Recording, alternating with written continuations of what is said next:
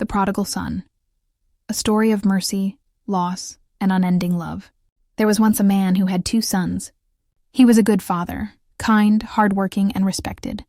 His home was full, his fields were prosperous, and his heart was devoted to his family. The older son stayed close, helping with the work every day. But the younger son dreamed of something more. He dreamed of freedom. He dreamed of a life without rules. He dreamed of pleasure, excitement, and independence. One day, the younger son approached his father and said, "Father, give me my share of the inheritance." Now this was shocking. In that culture, asking for your inheritance early was like saying, "I wish you were dead." It was disrespectful, painful, heartbreaking. The father had every right to refuse. He could have rebuked his son. He could have punished him. But instead, the father did something unexpected. He divided his property and gave the younger son his share.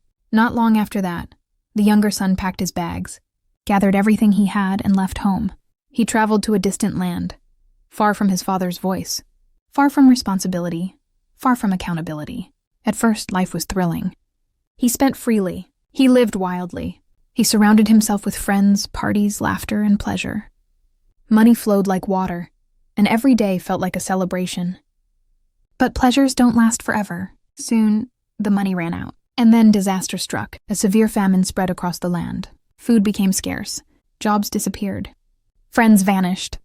The same people who laughed with him when he had money now wanted nothing to do with him. Alone, hungry, broken, the young man found work feeding pigs. Now, this was the lowest point imaginable. Pigs were considered unclean. To be feeding them, while starving himself, was humiliation beyond words. He was so hungry that he longed to eat the food given to the pigs. But no one gave him anything. Then something changed. The Bible says he came to his senses.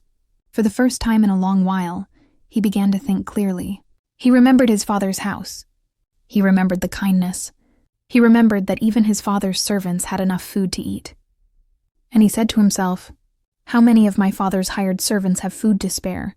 And here I am starving to death. I will arise and go to my father and say, 'Father, I have sinned against heaven and against you. I am no longer worthy to be called your son. Make me like one of your hired servants.'" He wasn't planning to demand anything. He wasn't expecting restoration. He just wanted mercy. So he got up, and he started the long journey home. Every step was heavy. Shame weighed on his heart. Fear filled his mind. What if my father rejects me? What if he turns me away?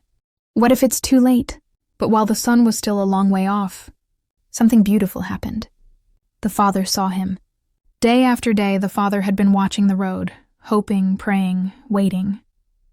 And when he recognized that familiar walk, the father did not wait. He ran. In that culture, older men did not run. It was undignified. But love does not care about dignity. The father ran to his son, embraced him, and kissed him. The son began his rehearsed speech. "Father, I have sinned against heaven and against you. I am no longer worthy to be called your son." But before he could finish, the father interrupted. He called to his servants. "Quick, bring the best robe and put it on him. Put a ring on his finger and sandals on his feet. Bring the fattened calf and kill it. Let's have a feast and celebrate. Why? For this son of mine was dead and is alive again. He was lost and is found." And they began to celebrate. But the story doesn't end there. The older son was in the field working when he heard music and dancing. Confused, he asked a servant what was happening. When he learned that his brother had returned and that his father was celebrating, he became angry. He refused to go inside. The father came out and pleaded with him, but the older son said, "All these years I've been slaving for you and never disobeyed your orders.